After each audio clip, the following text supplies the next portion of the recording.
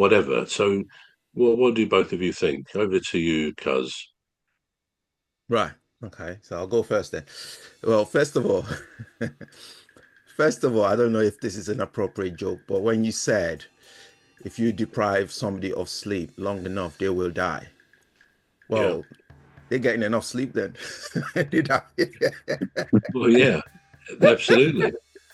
That's the point. But the point is, they don't know. We don't know why people die. But anyway, don't. So carry on. Do you like sleep, Cuz? Do you Right. enjoy So your night's sleep? I would love to. I would love to have to get enough sleep. But the truth is, I don't get enough sleep. I don't even get to settle. So I don't get to settle till at least anything past half one, 2 a.m. Which is terrible, and it's just become a constant thing now, where Mm.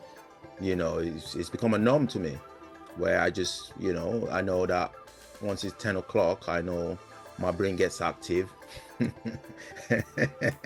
I You're start. nocturnal. Yeah, Well, I am yeah, becoming nocturnal, and I'll probably yeah. give the bats. I'll probably give the bats a good run for their money. But anyway, yeah, we'll all be swinging off trees, chase, chasing food. So you don't enjoy sleep, or because I, you d- can't sleep, you don't I, enjoy it? I would love to enjoy sleep, but I can't. And what one thing that I've noticed, and it's quite recent, this is that as soon as I go to sleep, as soon as I feel like I've slept, well, you don't know when you go to sleep, do you? But as soon as I feel like I've slept, I wake up either cold or hot. So I'll turn on the heating, and then I'm too hot, then I'm boiling, and then I'll turn Mm. it off, and then I'm cold. So I think that's one of the biggest factors that's depriving me of sleep. No sleep. Yeah, climate. Yeah. So unfortunately, I would like to get more sleep. I love to sleep, but I can't. Do you ever doze off? Say if you're watching TV or something, do you find you fall asleep because you're not getting enough sleep overnight? It's something that this is something that I've always had. I can go I can go with as little as 3 hours sleep a night. Doesn't bother me. And I've always been like that. So I can sort of go to bed 4 a.m. and still wake up 6 a.m. or 7 a.m. and I'm all Mm. right, but I'm not as active as I should be. So my activities are more, I'm less productive. Let's put it that way. I tend to think that I'm doing something, but I'm not doing it as actively as I should be. And so I noticed that. But yeah, I can't function. I can't Mm. function. Um, but then after some time, what I'll do is, after maybe like 5 days or a week, I'll have that time when I just go to bed like really early, like 8 p.m., and I sleep through. So I'll sleep for probably like 12 hours. But once I've done that, I get back to my normal routine of no, Routine. Yeah. yeah, no sleep then. Yeah, so yeah, so Okay. that's What about Dan? If Dan's still awake, what about you, Dan? Yes, I was just answering my door. So I love sleep. I enjoy sleep. Do I get enough of it? Most of the time, yes. To be fair, because as I mentioned recently, I've been productive in other things. I've had things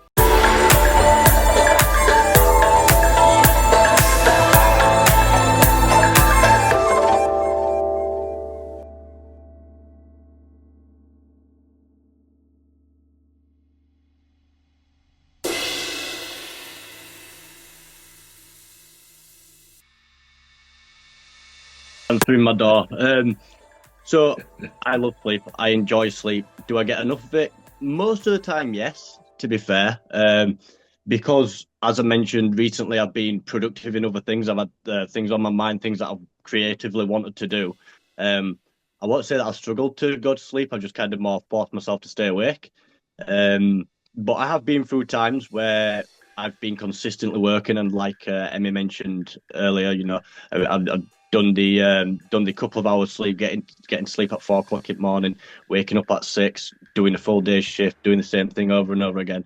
I would like to go back to a point that you mentioned though, bruv. So when you said when you go to sleep, you're going to your unconscious. Now I digress with that slightly.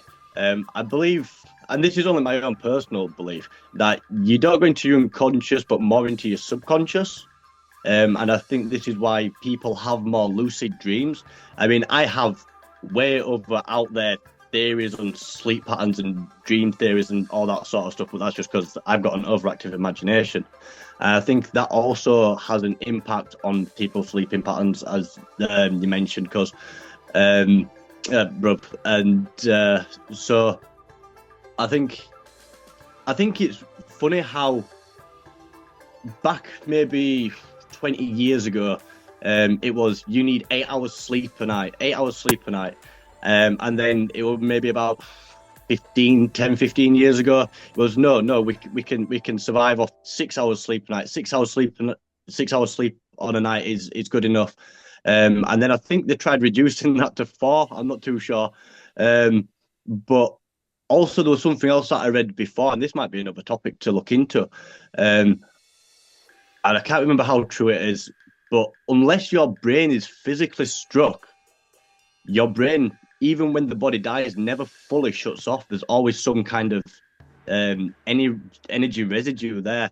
And I think that might also kind of impact people's sleeping patterns.